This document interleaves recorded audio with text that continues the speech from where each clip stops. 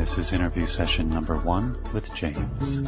Recorded April 5th, 2008. Copyright 2008 Wingmakers. All rights reserved. And James, when you say finest grain realities, could you elaborate a little bit on that so we know what you mean?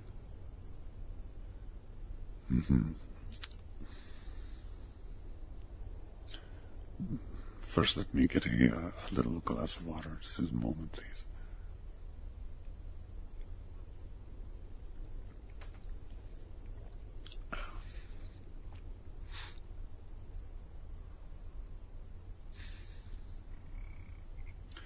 I think it's has to do with the inner guidance.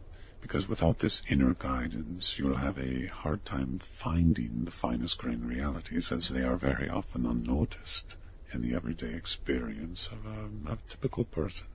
And this is because of the old paradigm that follows us around like a tired shadow. It tells us to not talk to strangers, to not look into the eye of a person, to obsess about the external or outward appearances of things, to be quiet unless you're spoken to. All of these things dull our connection to the inner spirit that sustains and evolves our activation. So it's necessary to express the 6 heart virtues into the smallest corners of your life. I won't give specific examples, though I understand that could be useful perhaps, but with each example I could reveal, I may conceal another inadvertently. And again, the whole purpose of the post-activation journey is to become sovereign and self-responsible. All I will say is to look into the areas of your life that seem insignificant to your mind, but have a certain magnetism to your heart.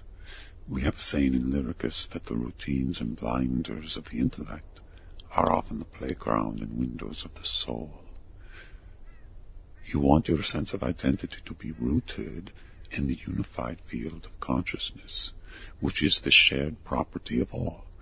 If you can bring your identity to this perspective and sustain it in the face of life's resistance, then you will have left the old paradigm, and the eternal being that lives in your heart will provide the inner guidance you need.